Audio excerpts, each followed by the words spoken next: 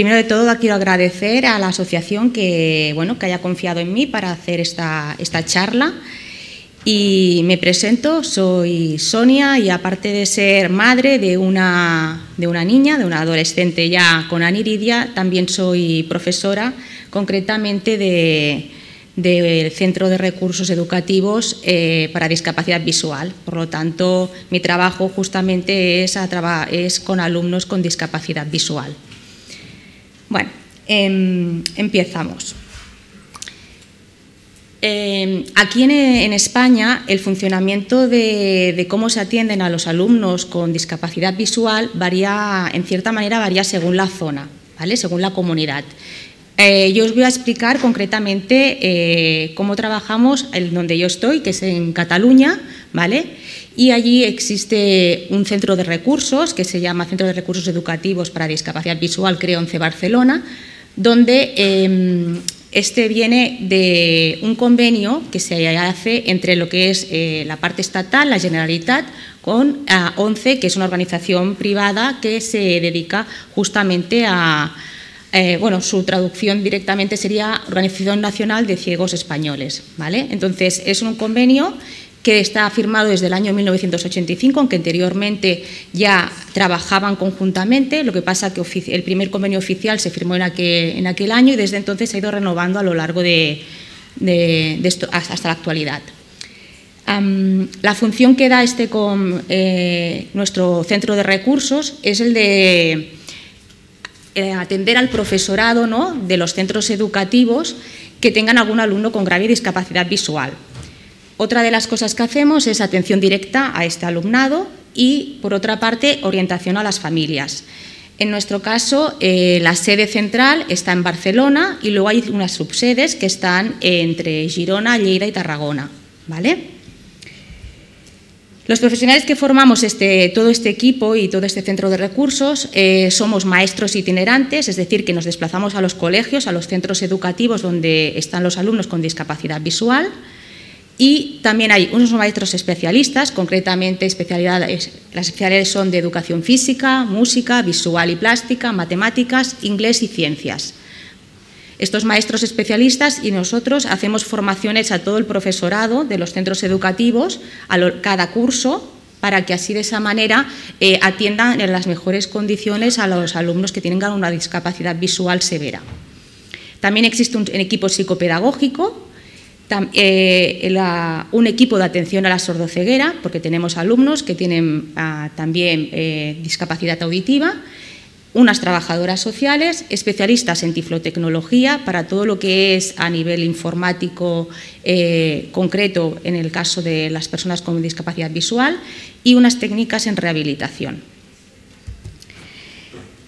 En general, nosotros nos dividimos como en tres franjas de edades, ¿vale? De 0 a 4 años trabaja lo que llamamos el equipo de atención temprana. El equipo de atención temprana, antes de 2010, ya trabajaba en hospitales, pero es cierto de que desde el 2010 se firmó pues, un convenio.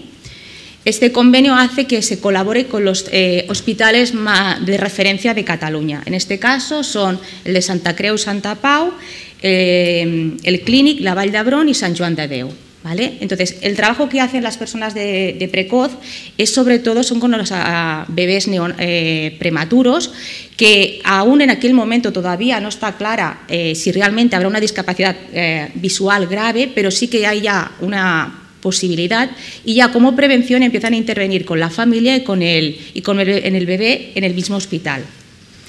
El equipo de atención temprana también atiende a aquellos niños o niñas que tienen también discapacidad visual y que son atendidos en esta franja de edad desde el CEDIAP.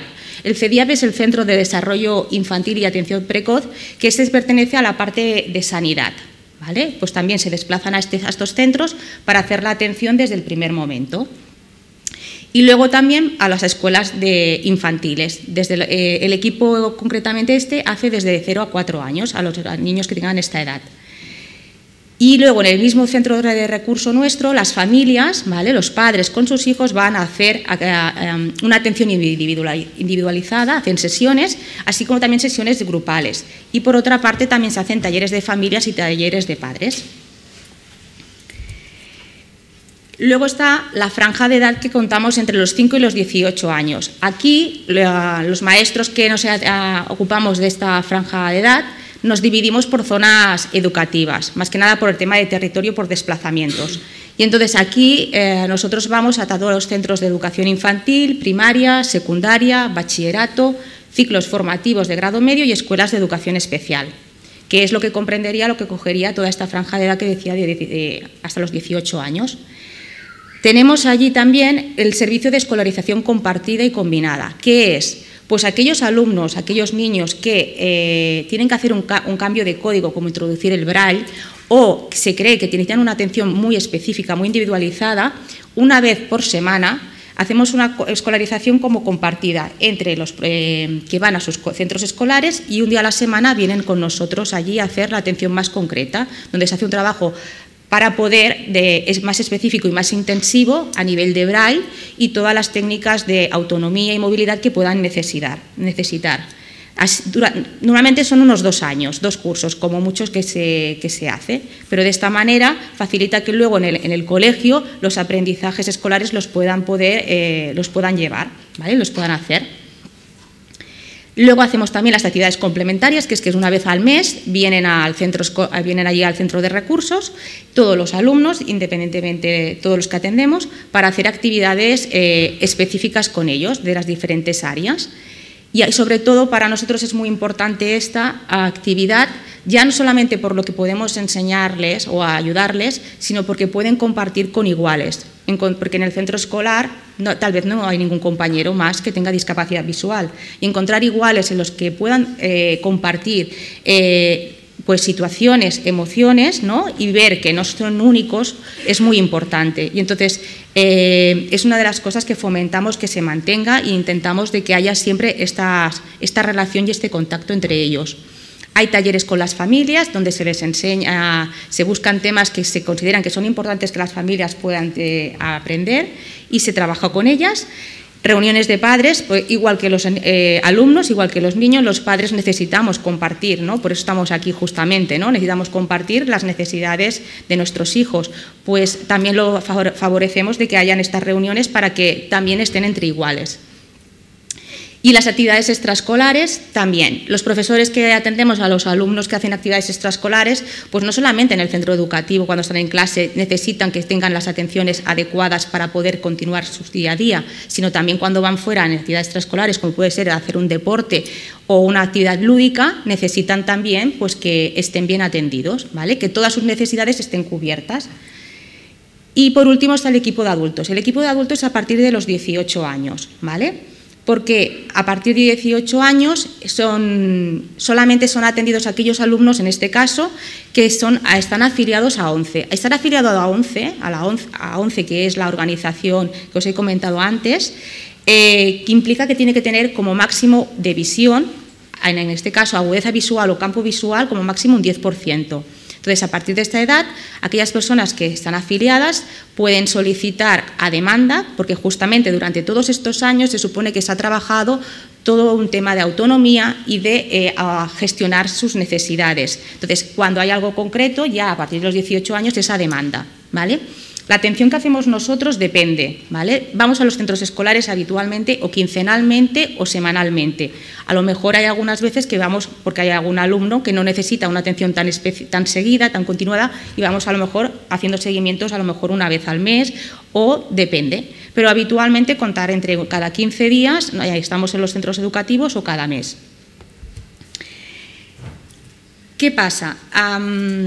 ¿Cuándo empezamos? ¿Cómo intervenimos? ¿Cómo hacemos? Lo más importante de todo es detectar cuando hay una discapacidad visual. Por lo tanto, según el momento en que esto se produzca, nosotros actuamos de una manera o de otra.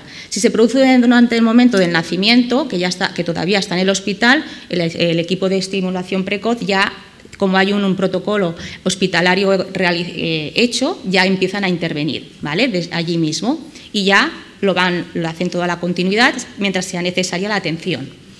Si esto pasa en los primeros meses de vida, como, bueno, no sé vosotros, pero en nuestro caso fue así, en los primeros meses de vida, es el pediatra el que en este caso es el que deriva al oftalmólogo del hospital de referencia, ¿vale? Observa que hay algún problema visual y es el que se encarga. A través de allí nosotros recibimos también, a través del hospital o desde el de pediatría, recibimos también a los nuevos alumnos que a lo mejor tenemos que atender. Y si es en el centro escolar, la cosa cambia.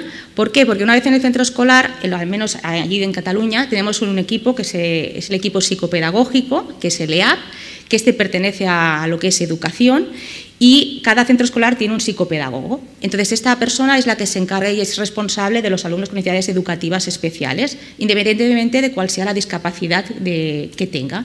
Entonces, el informe oftalmológico lo recibe esta persona del equipo del EAP, ¿vale? del EAP, y es la que se encarga de hacer llegar a nosotros, ¿vale? En este caso la trabajadora social del centro de recursos, este informe oftalmológico conforme de que tenemos que empezar a hacer una valoración si realmente necesitará o no un profesor. Como os comentaba, el informe oftalmológico, el paso que hacemos es pasa a la trabajadora social, de la trabajadora social pasa a, se hace una valoración, ¿vale?, de si realmente el informe pues ya pone que hay unas agudezas visuales o un campo visual que realmente es muy reducido, y entonces se pasa a uno de los compañeros nuestros del centro de recursos, que es psicopedagogo, se desplaza al centro educativo, al colegio. ¿Para qué? Para observar a aquel alumno, ¿vale?, y hablar con las personas, profesores del colegio, para recibir toda la máxima información para poder valorar después si hace falta que tenga un profesor o no en el colegio. Esta información se hace una comisión de detección, una reunión donde hay varios especialistas, ¿vale?, y allí se toma la decisión si uno de los profesores itinerantes tiene que ir al centro escolar a hacerle el seguimiento a aquel niño o niña. Si es que sí, uno de nosotros ya empieza a intervenir en el colegio, conjuntamente con todos los especialistas que os he comentado antes, que no solamente soy yo, por ejemplo, la que voy y estoy con el alumno, sino que todos los especialistas que he comentado antes, tanto de música, visual y plástica, educación física, todos intervenimos de una manera o de otra, ¿vale? Y si es que no, porque se valora, nuestra atención tenéis que tener en cuenta de que atendemos a aquellos alumnos que tienen como máximo una agudeza visual. Como máximo nos quedamos en un 30%. A partir de un 30% ya no hay una intervención directa del profesor, ¿vale? Entonces, cuando es que no, lo que sí que se hace, no podemos decir que ese alumno no tiene baja visión, no tiene una discapacidad visual. Lo que pasa es que no es una discapacidad visual severa, sino que estamos hablando de una discapacidad visual moderada. En este caso, lo que se hace es se envían unas orientaciones al centro educativo de cómo tienen que atender a aquel alumno teniendo en cuenta esa discapacidad visual que tienen que tener en cuenta, y es el psicopedagogo de aquel centro el que se hace responsable de hacer todo el seguimiento y que todo vaya funcionando como tiene que hacer, ¿vale?, igual que hace con el resto de alumnos con necesidades educativas especiales. Si en algún momento de su vida escolar hay una variación de su visión, no hay ningún problema en que se vuelva a pedir la valoración por si hay que ponerle un profesor en el centro educativo. Nuestra intervención depende de muchas cosas, porque como decimos, cada alumno es diferente y tenemos que hacer el traje a medida a cada alumno para que sea una atención individualizada teniendo en cuenta sus necesidades. Entonces, ¿qué tenemos que tener en cuenta? ¿En qué momento ha aparecido la discapacidad visual? No podemos actuar igual con un niño pequeño de 3 años o uno de 2, con uno que le resulta que ha debutado en la edad de adolescencia, resulta que le ha salido la discapacidad visual en una época adolescente. No podemos actuar igual. El grado de discapacidad visual es importante, pero como antes habéis comentado hace un momento, la funcionalidad visual aún es mucho más. Ya sabemos de que podemos tener en un informe médico poner el porcentaje tal, pero en cambio resulta de que la funcionalidad entre una persona y otra teniendo el mismo informe médico resulta que es totalmente diferente, porque la estimulación, el entorno, es que hay muchas cosas que influyen. Por eso es tan importante tener en cuenta su funcionalidad visual. Otras patologías asociadas, muchas veces no solamente tienen discapacidad visual, hay otros alumnos que tienen otras discapacidades, pues hay que tenerlas en cuenta, porque todas entre ellas hay que tener que hacer una intervención más adecuada. El estado emocional, claro, no es lo mismo el momento en que cuando empezamos a estar con un niño o una niña que tiene discapacidad visual. A lo mejor, si es un adolescente que de golpe y porrazo ha perdido la visión, su estado emocional, por mucho que queramos hacer, no va a servir de nada a intentar introducirle cosas si resulta que emocionalmente no está bien. Por lo tanto, ¿qué hay que hacer? Primero hay que atender a la parte emocional. El entorno familiar. lógicamente, y el entorno escolar. Tenemos que situarnos, cada colegio tiene una manera de funcionar, según cómo es el colegio, pues nosotros tenemos que coger e intentar adecuar para que aquel alumno pueda seguir las clases adecuadamente. Por lo tanto, la atención temprana para nosotros es muy importante y incorporar aquellas herramientas de acceso a la información lo antes posible y conseguir la máxima autonomía de aquel niño en su desarrollo. Los objetivos que nosotros tenemos es ofrecer sobre todo apoyo a las familias desde el primer momento que se descubre que hay una discapacidad visual y al mismo tiempo favorecer el desarrollo global de aquel niño o niña mediante estimulación de los sentidos y la utilización de recursos específicos. Ya sabemos que como hay una discapacidad visual, pues lógicamente mucha información visual, ¿no? O sea, somos conscientes de que la información visual es uno de los caminos por donde entra más información y recibimos más información. Como está afectada, tenemos que tirar de los otros sentidos. Por lo tanto, tenemos que estimular todos los sentidos para que pueda recibir contra más información y más inputs del exterior, mejor. ¿Qué tenemos que garantizar? Que acceda a todos los aprendizajes escolares, porque puede hacerlo. La cuestión es que hay que ponerle los medios adecuados para que pueda hacerlo. Y potenciar su autonomía personal y movilidad, porque también pueden hacerlo, lógicamente. Pueden hacer su día a día con toda normalidad, teniendo en cuenta unas actuaciones concretas que hay que tener en cuenta, pero no por eso hay que dejar de estimularlos. Y el bienestar emocional, como antes os he comentado, que es muy importante. Sabemos que el desarrollo de la visión en las personas que no tienen ninguna discapacidad visual durante el primer año es el momento más importante y luego hasta los 7 años o así se siguen desarrollando, ¿no?, las funciones visuales. Podemos decir que a los 9 o 10 años, ¿no?, el desarrollo de las funciones visuales es como que ya está completado. En una persona con discapacidad visual, cuando es en estas edades, ¿qué es lo que pasa? Pues estas funciones visuales hay que trabajarlas lo antes posible. ¿Por qué? Porque como no tiene un desarrollo espontáneo, porque no tiene los estímulos que tiene una persona con una visión sin ninguna discapacidad. Por lo tanto, como no puede acceder por el tema visual a todos los... todo el entorno, hay que favorecerlo y hay que estimularlo, ¿vale? Hay que estar aún más pendientes. Las funciones que hay que trabajar más en la etapa temprana son las funciones ópticas, las funciones óptico-perceptivas y las funciones perceptivo-visuales. Son muy importantes de tenerlas en cuenta. Tenemos que tener también en cuenta que estas son las que se desarrollan en esta franja de edad, ¿vale?, que os he comentado antes. Y, por supuesto, es muy necesario también trabajar la percepción auditiva. ¿Por qué la percepción auditiva? Porque de oído tenemos que coger y aprovechar el máximo posible. Y, claro, escuchar no es lo mismo que hacer una escucha activa. Yo puedo escuchar, pero si no tengo una escucha activa no me sirve de nada. Y es muy importante trabajarla. Y no es fácil, pero se puede trabajar y después pueden ver, ¿no?, realmente la ganancia que tienen. Eso hace que también, pues cuando llegan, sobre todo cuando vamos subiendo, y dependiendo de cada alumno, la discapacidad visual que tenga, pero también disminuye la fatiga visual. Claro, si yo lo hago con audio es mucho más fácil, no tengo que hacer un esfuerzo visual continuo, ¿vale? Y muy importante también la percepción auditiva a nivel de autonomía y desplazamientos. ¿Por qué?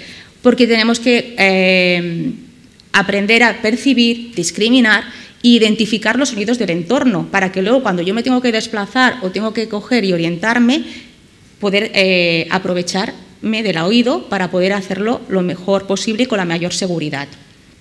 Y la percepción áptica, otro sentido que tenemos que sí o sí desarrollar al máximo. El tacto activo no es tocar por tocar, sino realmente tocar de forma activa, entendiendo lo que estamos haciendo y de forma voluntaria. Tenemos que hacerlo voluntariamente, así como usar las dos manos, porque las dos manos no solamente una, y los dedos, la disociación de los dedos también es muy importante, así como las relaciones espaciales. Ahora, todo eso que os he explicado antes es estimulación, es una parte general, Pero claro, dependiendo de la franja de edad en que aparezca discapacidad visual, a lo mejor hay que trabajarlo, pero no vamos a conseguir los mismos resultados que si eso pasa, o sea, cuando son pequeños, ¿no? Que todavía está este proceso de poder hacerlo. Y entonces hay que añadir también los recursos específicos. Los recursos específicos son todo aquello que puede facilitar el acceso a la información y las habilidades y autonomía en el día a día.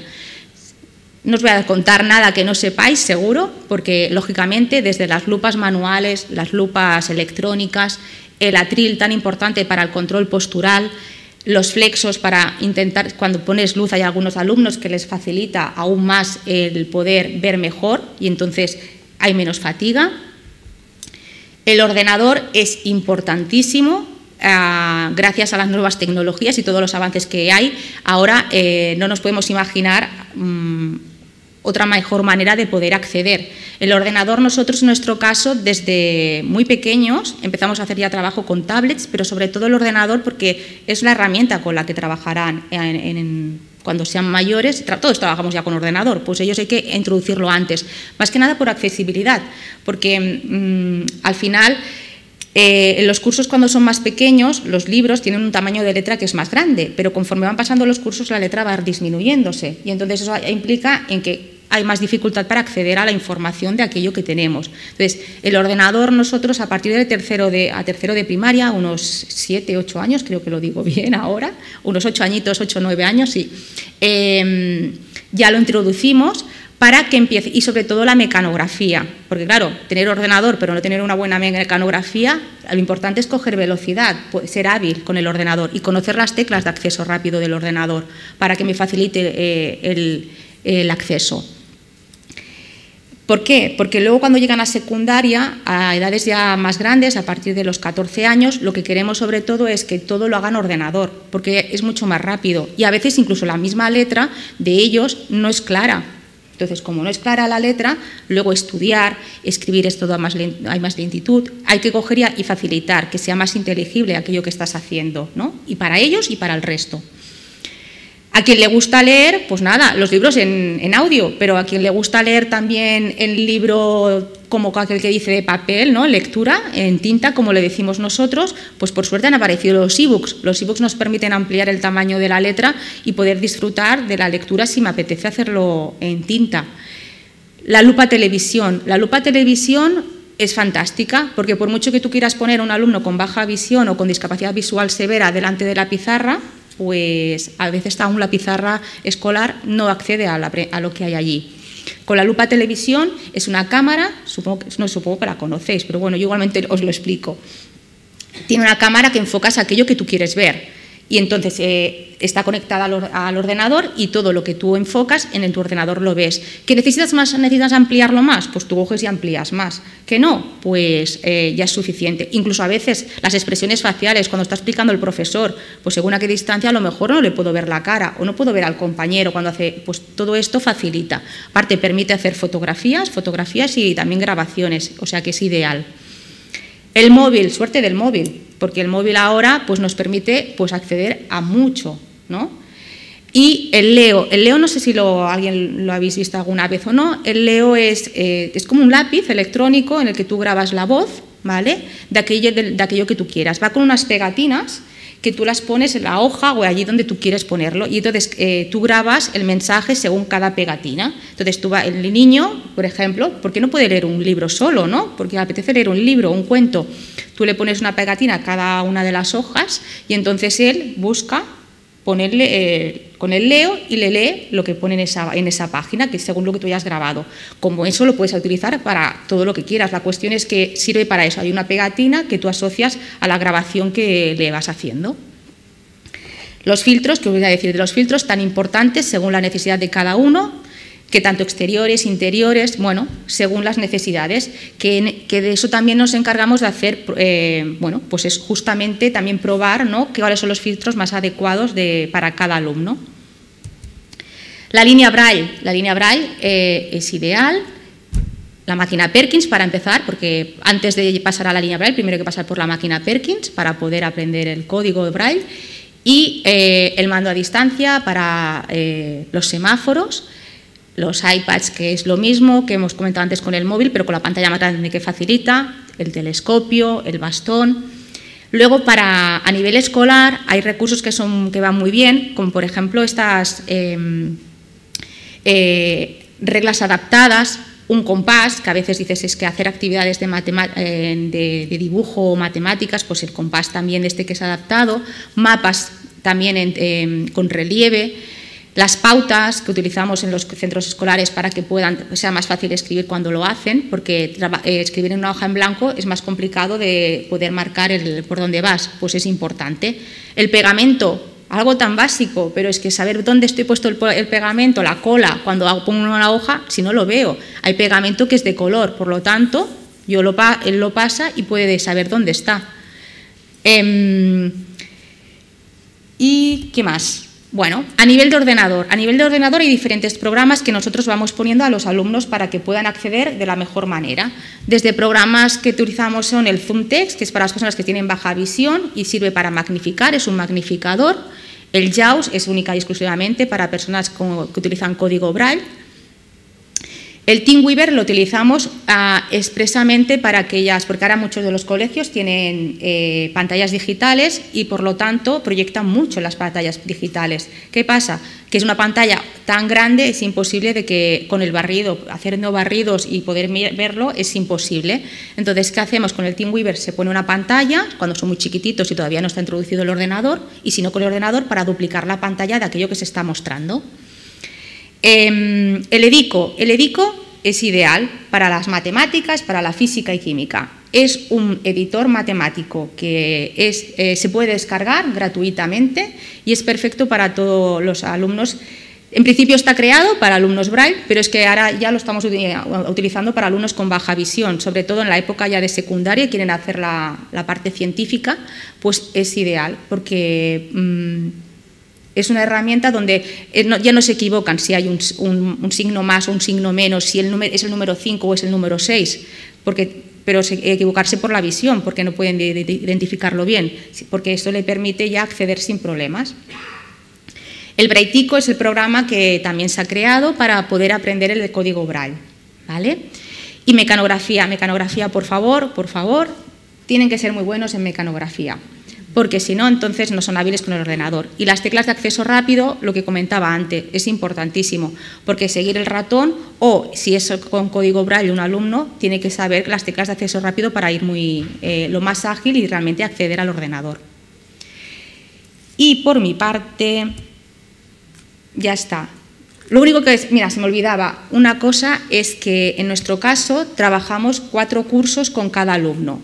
¿Por qué? Porque consideramos que 4 cursos es lo necesario para poder tenerlos, bueno, para conocerlos y poder hacer el acompañamiento, pero también tenemos organizado que el que empieza hasta, supuestamente, la etapa de 0 a 3 sería la de precoz, ¿no? Desde atención precoz, pero nosotros ahora lo hemos cambiado a 0-4 porque así en los cambios de etapa es importante de que la persona que acompaña en ese cambio de etapa, de ciclo, sea una persona que lo conozca. Y entonces hacemos de esa manera de que de 0 con 3 años, en principio, al menos aquí, empiezan la gran mayoría de los niños a ir al colegio. Lo anterior depende, ¿no? Los años anteriores. Entonces hacemos eso y así también intentamos asegurarnos de que cuando pasan de primaria a secundaria vaya también con una persona que sea conocida, con el mismo profesor, y lo mismo en las siguientes etapas si es necesario. Y me parece que así, como tenía media horita, no sé si he cumplido el tiempo, pero creo que ya está.